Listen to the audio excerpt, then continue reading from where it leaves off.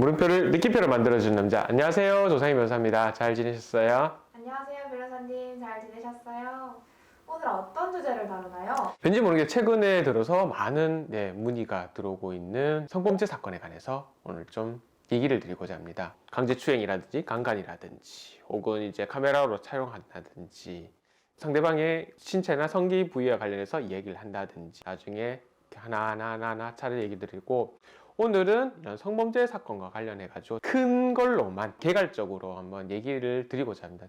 2020년도 통계를 보면은 검찰에서 이제 그 5대 강력범죄라고 있어요. 살인, 그 다음에 절도, 강간, 그 다음에 폭행.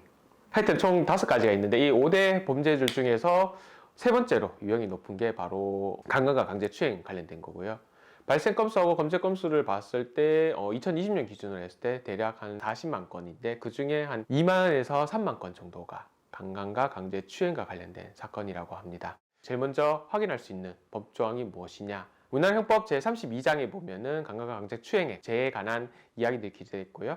조문은 297조의 강간부터 시작해서 305조의 3까지 이렇게 항목이 설정되어 있어서 성범죄와 관련된 사건들이 쭉 기재가 되어 있어요.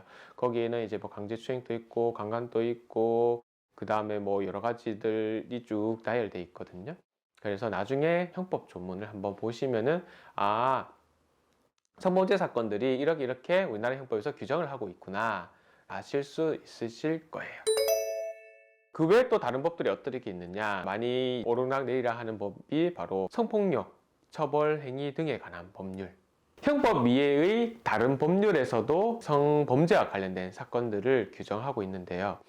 대표적인 법이 성폭력 범죄의 처벌 등에 관한 특례법, 그리고 또 다른 또 유명한 법으로 또 아동 청소년의 성보호에 관한 법률, 흉악범들에 관해서 주거를 침입해서 뭐 한다든지 업무상 위력에 의한 거든지 카메라 촬영이라든지 규정을 하고 있는 법이고요.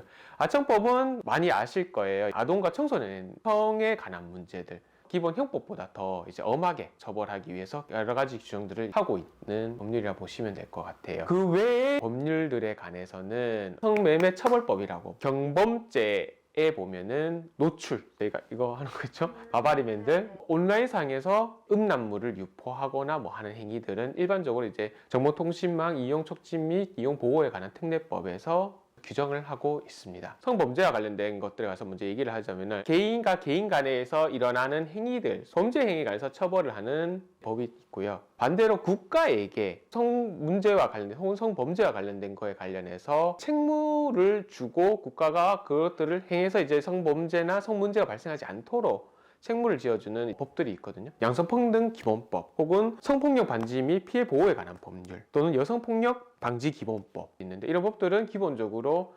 성범죄와 관련된다기보다는 성범죄가 발생하지 않도록 남성과 양성 모두 다 이제 평등하게 사회에서 대우를 받을 수 있게끔 하는 이런 것들에 관해서 국가에게 이래 해가지고 너가 이렇게 정책도 펼치고 지원 사업도 하고 부서도 관계 부서도 만들고 하는 이런 형태로 이제 돼 있어요. 사실상 국가에 관한 책무의 규제를 하고 있는 거죠. 성범죄와 관련된 법은 크게는 개인과 개인 간에 일어나는 범죄 행위에 관해서 처벌한 법이 있고 국가에게 책무에 관해서 주는 법이 있다. 이렇게 보시면 될 것 같습니다.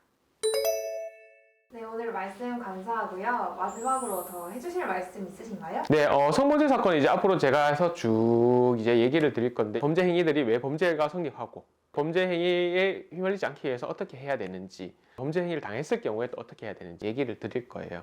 범죄 행위에 관해서도 얘기를 하지만 범죄를 이제 저지르지 않았다고 주장하는 소위 이제 피의자나 피고인 측에서도 저희가 이제 많이 보호를 하다 보니까 그런 점들에 관해서 제가 겪었던 사례들을 같이 해서 같이 한번 얘기를 드리고자 합니다. 아마 성범죄 사건에서는 궁금하신 것들이나 이런 것들이 너무 많으실 거예요. 그렇기 때문에 그런 점들에 관해서는 댓글, 메일로 보내주시면은 저희가 거기에 관해서 답변을 꼭 해드리도록 하고요. 일단 정리를 하자면은 개인과 개인 간에 관한 범죄 행위에 관해서는 형법을 비롯해서 여러 가지 특례법이 있다는 것을 인용하셔야 될 것 같고, 국가의 책무와 관련된 것들은 또 이와 달리 규정을 하고 있기 때문에 여기에 관해서까지는 그냥 시간 나실 때 한번 법률을 찾아보시는 것도 좋겠다.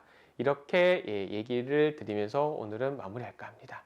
이상 조상희 변호사였고요. 도움이 되셨다면 구독과 좋아요, 댓글, 알람 설정 꼭 부탁드리겠고요. 필요하시면 상희에게 상의해주세요. 감사합니다.